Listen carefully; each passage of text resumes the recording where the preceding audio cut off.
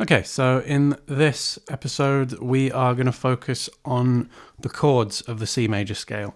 If you checked out the last episode, you should have seen that we went over each of the degrees of the scale note for note and some of their properties, as well as major and minor relative scales. So this time around, we're going to look at the chords coming off of each degree, their properties and how they are constructed, as well as their order in both the major and minor scale formats. So I am going to do a follow-up episode on this one where I play through the order of chords on piano and just give you an opportunity to see how it works in real time. But first, we are going to look at a bit of the theory behind it. So if you want to just focus on taking some notes this time around, then you'll be able to fall back on them as we're going over the practical approach. So as we've looked at already, there are 3 major chords in a key, 3 minor chords, and 1 diminished chord. And for major and minor scales, these are set out in a different order. Now, this time around, we are going to look at each chord individually. We're going to look at the notes in them. We're going to look at the intervals, which is the spaces between the notes, which form the basis of each chord. And finally, we're going to look at how you can alter the notes of a chord to change its properties from major to minor, for example. So first off, we're going to look at how a triad is built. Now, a triad, tri meaning 3, is a basic 3-note chord. And the deeper you get into studying music theory, you will really start to find a lot of uses and applications for triads, because they are a pretty, vital bread and butter concept of, the building blocks of a lot of the music theory you will use. So if we take a look at this little diagram of the C major triad here, you can see that a triad is built from a root, a third, and a fifth. So if we take a look at the notes of the C major triad, you've got C, which is the root, E, which is the third, and G, which is the fifth. So I'm going to play the 3 notes separate and then together to give you an idea of what the C major triad sounds like. So what you heard there was root, third, fifth, or C, E, G, like that.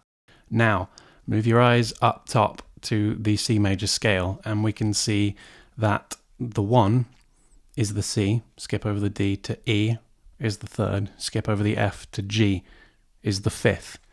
And every type of triad is constructed this way, major, minor, whatever. So as we move up the scale and we play the chords in sequence, the root, third, fifth structure doesn't change. Now we're going to look at the notes of a D minor chord, which comes next. And as you can see on the chord chart, they are D, F, A. And we're going to use that same method to construct a D minor chord now. So try not to let the numbers confuse you. If you think of the D as the 1 this time, we're going to go D, skip over the E, F, skip over the G, A. So now we have D, F, A, like that. Same structure from root to third to fifth, but the notes have changed. And so has the property of the chord. It's a minor chord this time. So as we talked about already in the scales episode, a scale contains 7 degrees, which are an assortment of an order of major to minor chords and a diminished chord too.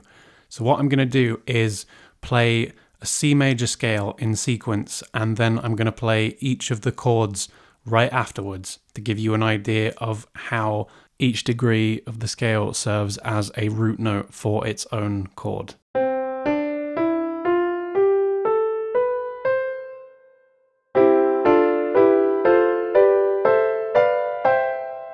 So there you have the C major scale, and each note of the scale forms the root of its own chord in that root, third, fifth structure. And when you alter the root, third, or fifth degree of a chord, you can change the type of chord it is. Now we're going to look at the 4 most common types of chord: major, minor, diminished, and augmented, and how you can use this system to get one chord to fit into all four denominations. Now, I'm going to play each chord on the piano one by one, first apart, then together, and then I'm going to explain what properties this chord has and why, and also how the degrees are altered to give it its properties. So first off, we have the C major chord again. Sounds like this.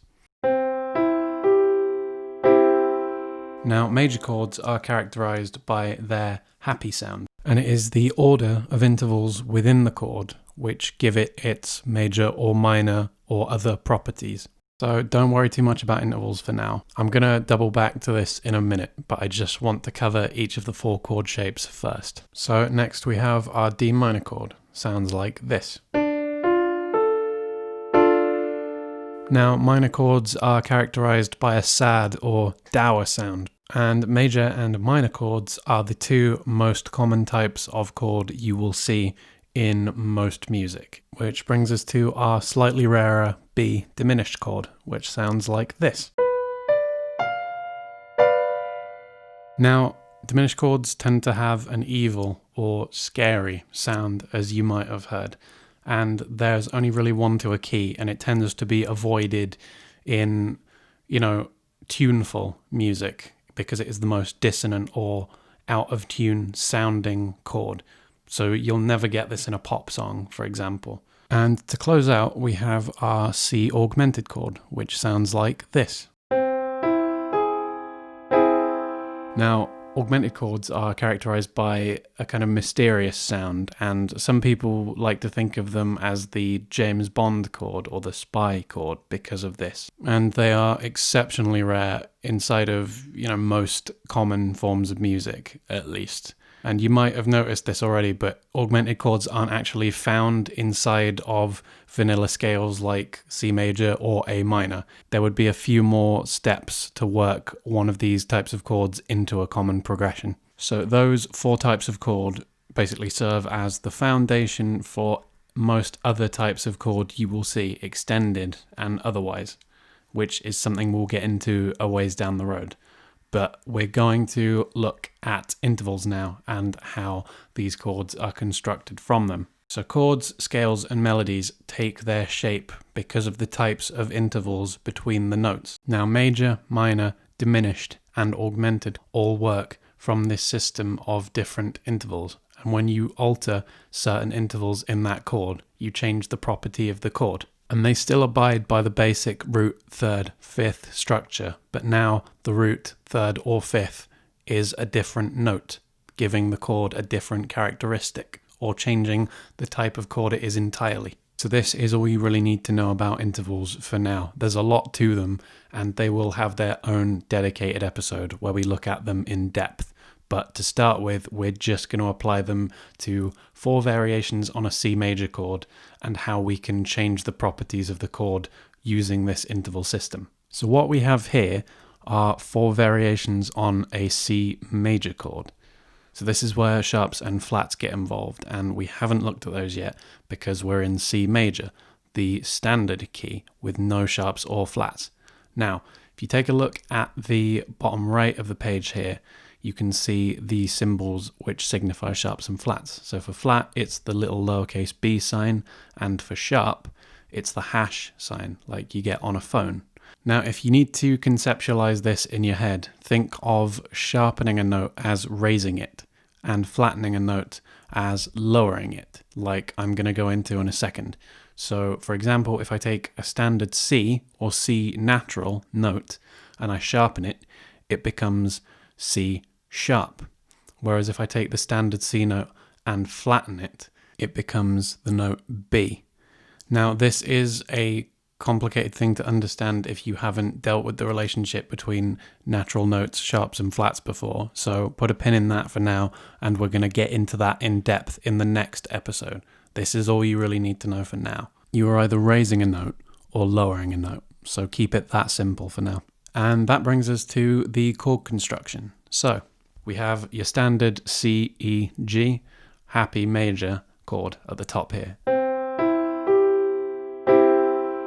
Now, if you flatten the third of C, this is what makes the chord minor. It becomes C, E flat, G. And this is what makes a chord minor, the flat third interval. Rather than the standard C, E, G, you now have C, E flat, G. So you're adding one flat third. And this leaves me with a C minor chord as opposed to a C major.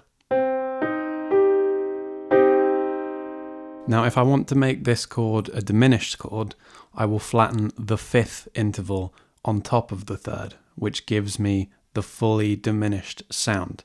So C diminished would be C, E flat, G flat, like this.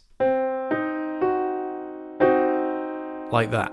And a good way I was taught to conceptualize this in my head is if you're taking a chord and you're making it diminished, you are making it smaller. So the intervals that a diminished chord consists of are smaller than the intervals of a minor or a major. So to diminish something, you are making it smaller, diminishing it, literally. And that is why it's known as a diminished chord. And finally, you have your C augmented chord, which is where I sharpen the fifth degree of a C major chord, which leaves me with C, E, and G sharp, which sounds like this. Now, just like the example I gave with diminished, if you are taking a chord and augmenting it, you are making it bigger. So the intervals in an augmented chord are wider than that of a major or minor chord. Thus, I am augmenting the chord by making one of the intervals larger. Now, you might have realized this already, but all of the changes we looked at happen to the third or the fifth degree of the triad, and changing the root of the triad would usually change the chord that we're playing from a C to a different kind of chord or a slash chord, which is where you change the root note to change the color of the chord. But again, that's a much more complicated concept than we're dealing with today.